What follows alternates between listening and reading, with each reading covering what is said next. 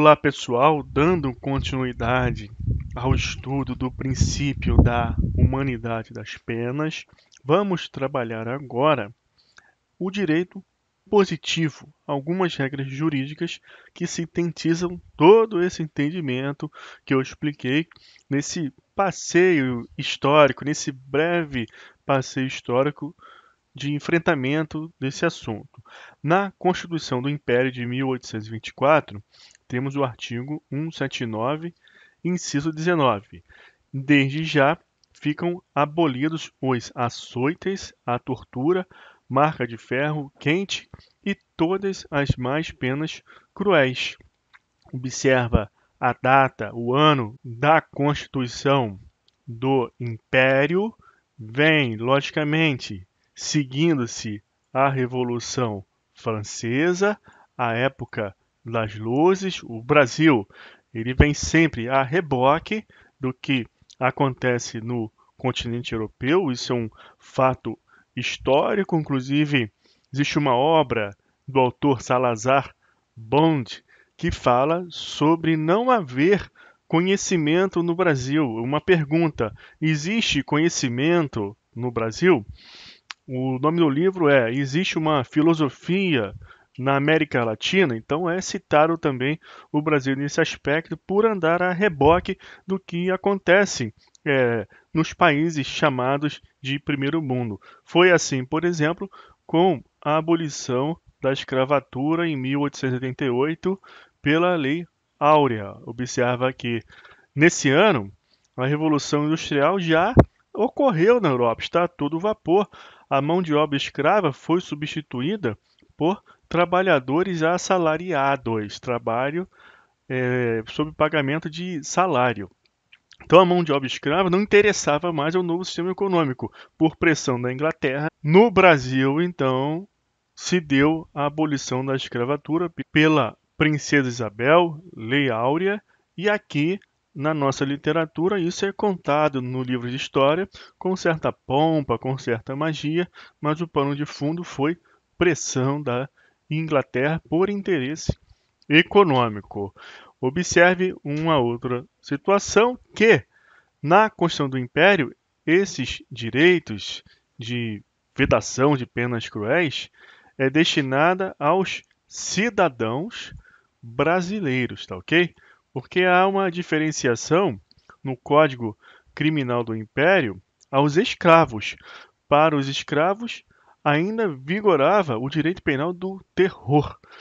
A Constituição do Império substituiu as ordenações filipinas, que se baseava no tratamento penal, no direito penal do terror, conforme eu expliquei na aula passada.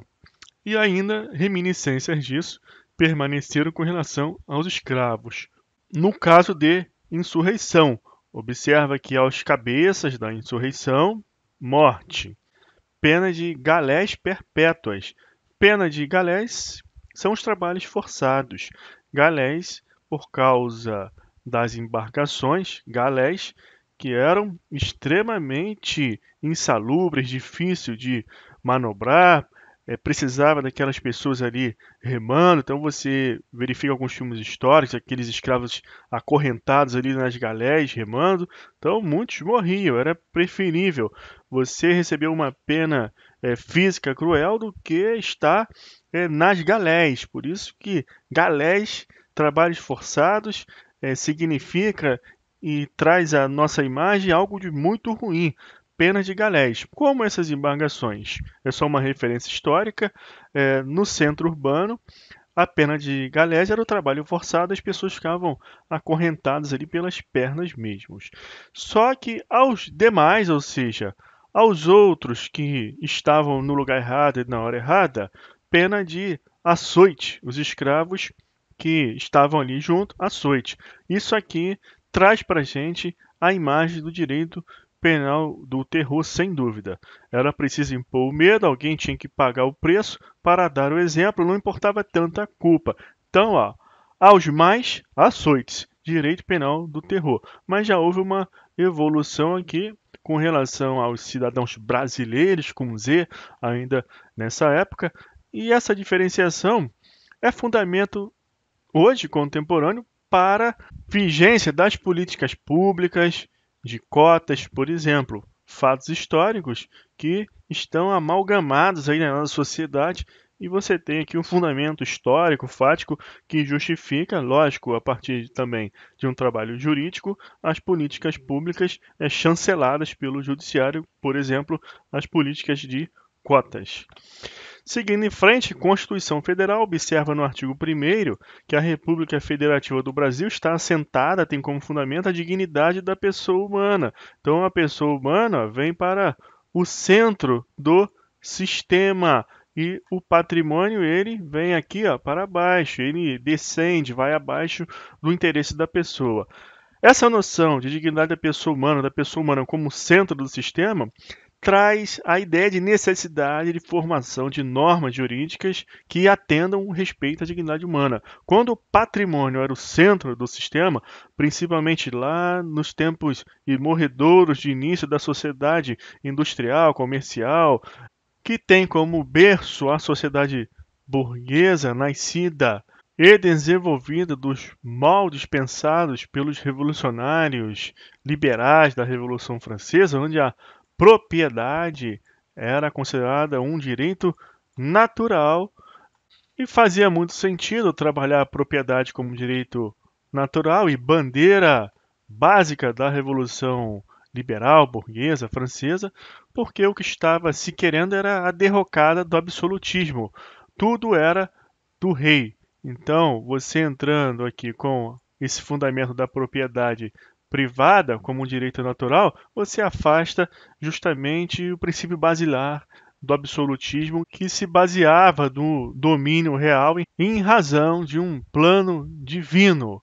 Em razão dessa mudança de enfoque da pessoa humana se tornar o centro do sistema, ser o fundamento da República Federativa do Brasil, que nós falamos no direito civil da despatrimonialização do direito civil, da filtragem constitucional. Então, hoje você tem decisões, por exemplo, na seara civil, de que não se pode cortar a energia elétrica, o fornecimento de energia elétrica de determinada pessoa em razão de inadimplemento, se a pessoa vive mantida ali por aparelhos que dependem da energia, por exemplo, a vida em primeiro lugar, a pessoa humana.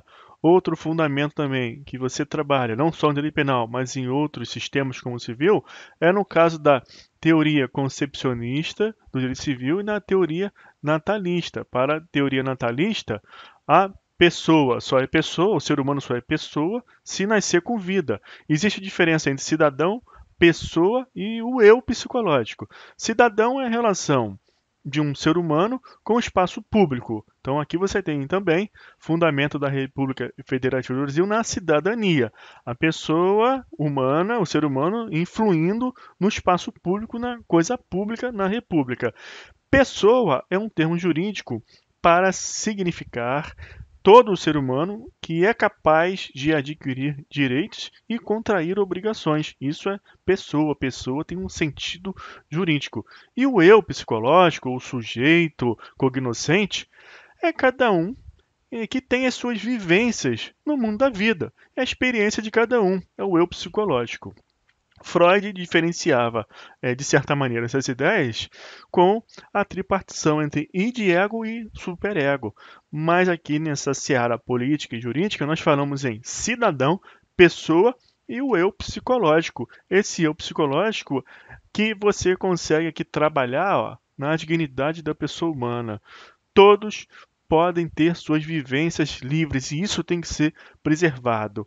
O jurídico preserva isso, essa vivências das pessoas em sociedade, individualmente, essa liberdade. Então você é uma pessoa que tem por fim proteger a dignidade da pessoa humana de todos os eus psicológicos que convivem com você, aquelas pessoas que comungam um espaço de vida com você dentro de um território submetido ao mesmo governo.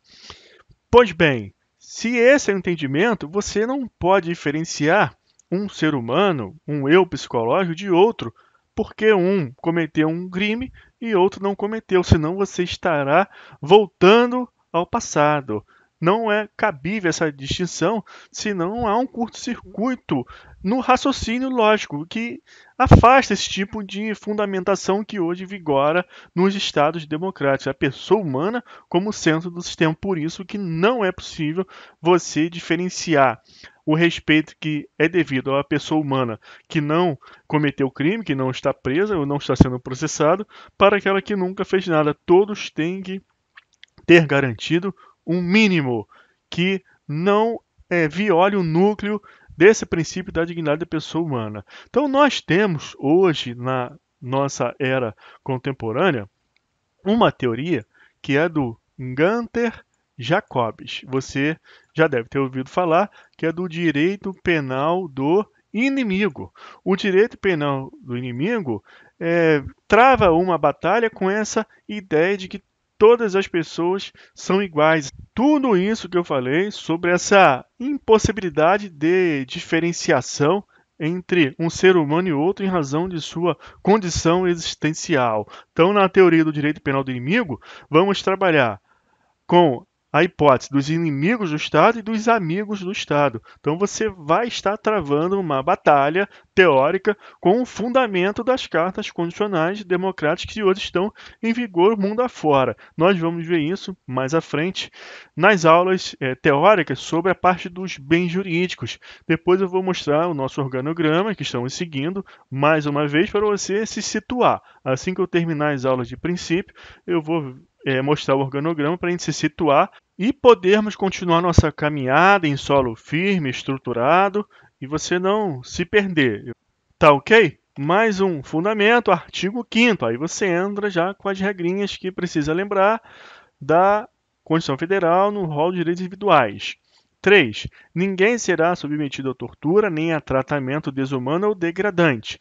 Não haverá penas de morte, salvo em caso de guerra declarada, nos termos do artigo 84, 19, de caráter perpétuo, de trabalhos forçados. Aqui você vai ler pesado. Trabalho forçado não pode. Trabalho forçado lembra das penas de galés, aquilo que é vedado, penas de galés lá na Constituição do Império, tá ok? Trabalho forçado não pode, lembra das penas de galés, e você vai entender aqui por a linha C do inciso 47 do artigo 5º da Constituição Federal, em trabalhos pesados, porque o trabalho ele é um dever e um direito do preso. O trabalho é obrigatório. Se o trabalho é obrigatório, ele é forçado?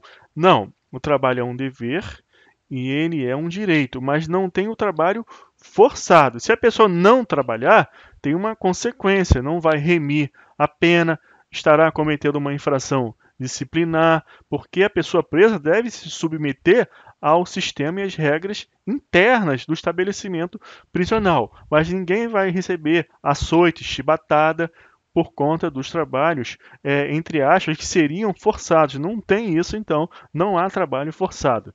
De banimento também não vai acontecer. Há uma fundamentação política que diz que a Constituição também é um retrato da história do momento. É um retrato daquilo que está acontecendo em determinada sociedade naquele momento. Como a Constituição Federal, ela teve lá dentro dos seus membros na Assembleia Constituinte, muitos dos presos políticos que foram vitimados na era da ditadura militar, ingressou aqui a vedação de pena de banimento. Então, aqueles que fizeram as cartas condicionais colocaram uma regrinha para tratar de uma situação local.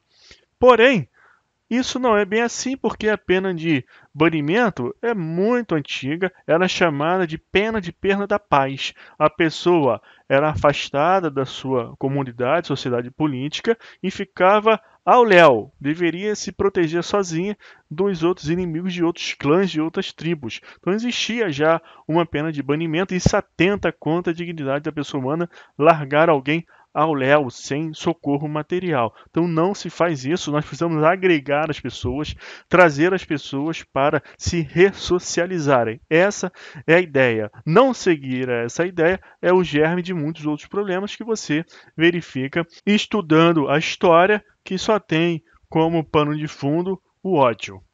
Penas cruéis também vedadas. E o que é a pena cruel? Vai depender do nosso momento histórico. Hoje o STF tem decisão dizendo que a superlotação em estabelecimentos prisionais é uma forma de aplicação de pena de maneira cruel, que viola o princípio da humanidade das penas, a lotação.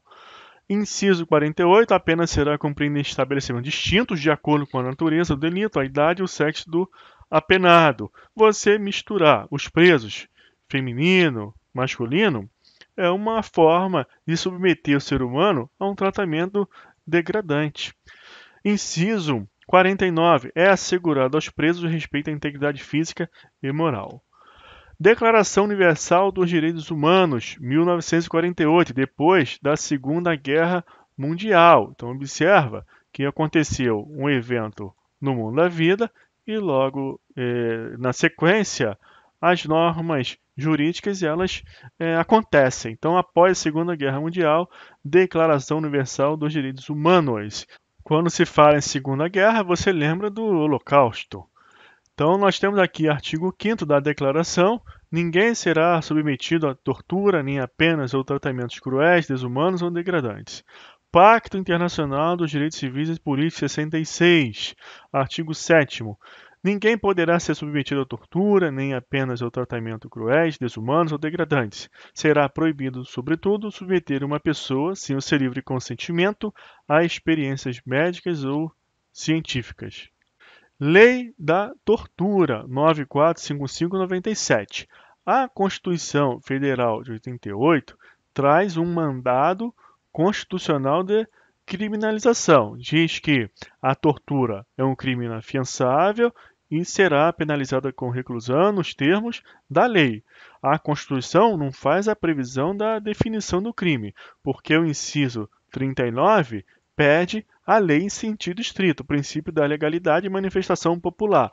Então, a Constituição traz um mandado constitucional da criminalização. Aí temos a lei de tortura, que é a manifestação popular através dos órgãos legislativos. Constitui crime de tortura submeter alguém, sob sua guarda, poder ou autoridade, com o emprego de violência ou grave ameaça, a intenso sofrimento físico ou mental, como forma de aplicar castigo pessoal ou medida de caráter preventivo. O preso se inclui aqui, ó. Ele está sob poder, guarda, autoridade do Estado. Pena de reclusão de 2 a 8 anos. Na mesma pena incorre quem submete pessoa presa, ó, de maneira específica, falando sobre a pessoa presa, ou sujeita a medida de segurança. Então, é um inimputável ou semi-imputável que recebeu medida de segurança. Há sofrimento físico ou mental por intermédio da prática de ato não previsto em lei ou não resultante de medida legal. Nós estamos trabalhando as normas jurídicas que são uma síntese do que aconteceu no mundo da vida, na história, e o legislador de cada estado ele vai pegar tudo isso, essa experiência, e vai trabalhar uma regra jurídica. Sobretudo os sistemas jurídicos de origem romano-germânica, que tem a lei como centro de gravidade do ordenamento jurídico, e não os precedentes como nos sistemas anglo-saxão. Então, nós trabalhamos com direito positivo à lei, que fazem as vezes de uma síntese jurídica, política, moral, dos anseios e necessidades sociais de determinada comunidade, determinado tempo e lugar. Então vamos ficar por aqui e na próxima aula continuamos com mais princípios da humanidade das penas, vendo jurisprudência e resolveremos questões de concurso. Até lá, um abraço.